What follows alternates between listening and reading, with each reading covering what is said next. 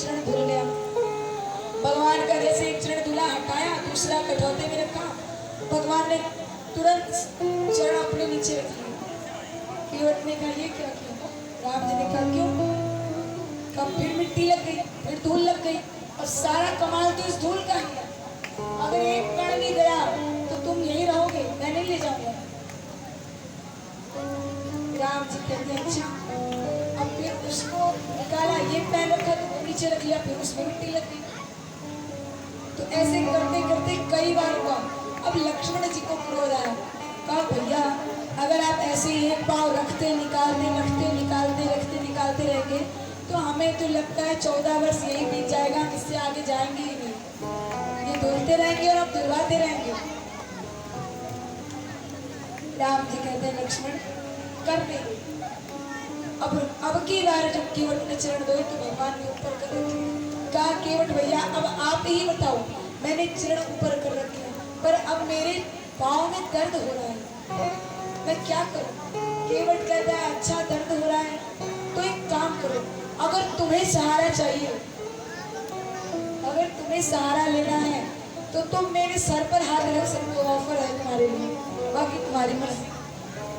बताओ हम लोग कहते हैं भगवान अपने हाथ हमारे सर पर रख दो, हमें सहारा मिल जाए, हमारी नैया पार हो जाए। और केवट कहता है अगर तुम्हें सहारा चाहिए तो मेरे सिर पर हाथ रखो।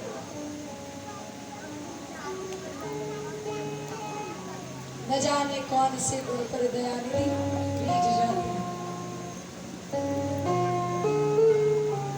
आज केवट के सर पर भगवान हाथ रखते हैं और ऐसी प्रसन्नता केवट को हुई, रो ही जा रहा है, चरण धो रहा है, रो रहा है, चरण धो रहा है, खूब मगन।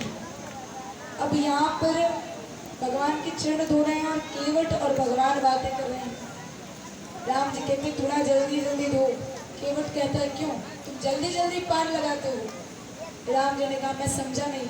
कहा प्रभु आपके और मेरे में बस थोड़ा सा अंतर है, मैं इस गंगा नदी का केवट हूँ और आप इस भव सागर के केवट हो, है तो हम दोनों केवट। मैं इस नदी से पार करता हूँ, आप भव सागर से पार करते हैं, है तो समानता दोनों में।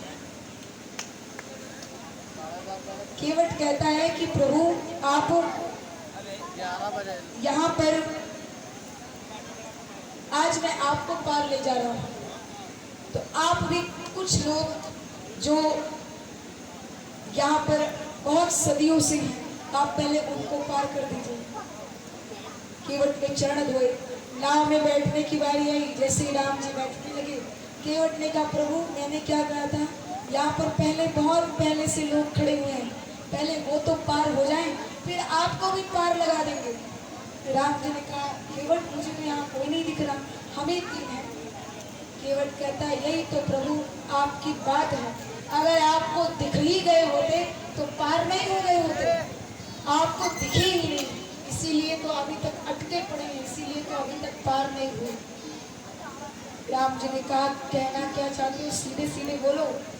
केवट कहता है प्रभु कितने जन्मों से मेरे पितृ जो हैं वो यहाँ पर अटके हैं, कब आप आएंगे और आप पार करेंगे।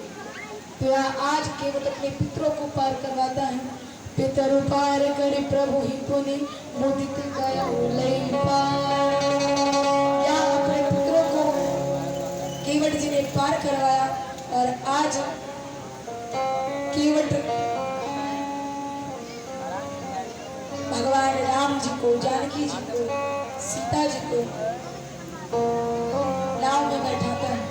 अच्छा सब लोग कहते हैं ये रामायण सुनने से, रामचरित सुनने से, कथा सुनने से क्या मतलब, कोई फर्क पड़ता है? पड़ता है, बहुत पड़ता है। एक बार एक स्टेशन पे एक महाराज जी रामचरितमानस लेकर अपना अध्ययन कर रहे थे, ट्रेन आने में थोड़ा समय था। अब वहां पर एक पति पत्नी का जोड़ा, वहां पर एक पति पत्नी का जोड़ा खड़ा हुआ था। वो आए, कहते हैं इनको देखो डोंगियों को, यूं रामायण लेकर बैठे। अरे एक ही बार किस किताब को बार बार पढ़ोगे? महाराज जी कुछ नहीं बोलते, चुपचाप। वो लोग खूब उनकी निंदा करते हैं।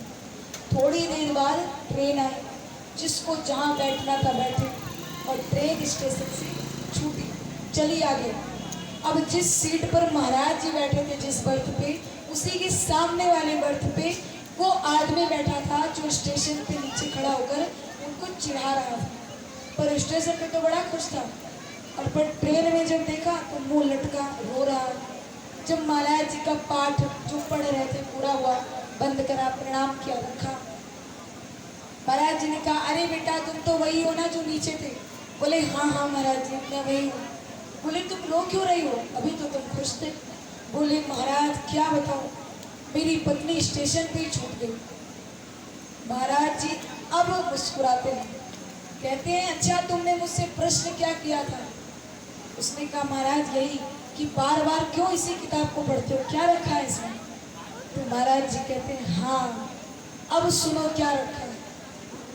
अगर तुमने भी अपनी पूरी जीवन में एक बार भी रामचरितमानस का पाठ किया होता तो तुम्हें संसार जो आध्यात्मिक ज्ञान है कि कौन क्या कैसे कब, जो अध्यात्म का ज्ञान है उसको छोड़कर, नहीं तुम जगत गुरु हो जाते वो छोड़ो, जो संसार में हमारे आसपास हमारे इर्द गिर्द कार्य होता है तुम्हें उसकी भी जानकारी मिलती। अध्यात्म तो छोड़ो, तुम्हें संसार में कैसे रहना है, क्या करना है, किससे क्या बोलना है, नहीं बोलना है, कैसे जीना है समाज में, ये भी पता होता। उसने कहा मतलब, महाराज ने कहा मतलब यही बेटा कि तुमने कभी रामचरितमानस पढ़ी होती तो तुम्हें पता होता कि जब भगवान राम गंगा नदी पार करने के लिए नौका में बैठे तो ये नहीं जल्दी से खुद बैठ गए, पहले सीता जी को बैठाया, फिर राम जी बैठे और फिर लक्ष्मण आए, और तुम खुद चढ़ गए। तो तुम अगर रामचरितमानस पढ़ते तो तुम्हें पता होता, तुम पहले अपनी पत्नी को चढ़ाते। तो रामचरितमानस अध्यात्म छोड़ो, धार्मिक छोड़ो, संसारिक ज्ञान भी देती है। और यहाँ पर आज केवट बड़े प्रसन्न होकर प्रभु गए पार नाव में बैठाता है और गंगा मैया से प्रार्थना करता है कि मैया थोड़ा आहिस्ते चलो, भला पता नहीं अब ये कब मिलेंगे, धीरे धीरे चलो। मेरी नैया में सीताराम, गंगा मैया धीरे चलो।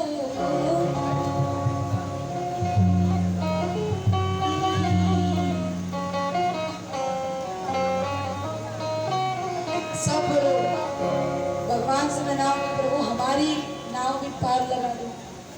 मेरी नैया में सीताराम, गंगा मैया धीरे बहो। आपको गांव पार करने वाला नहीं है, सागर तो बहुत बड़ा हो गया नहीं। चलिए सभी प्रार्थना करेंगे भगवान से। मेरी नैया में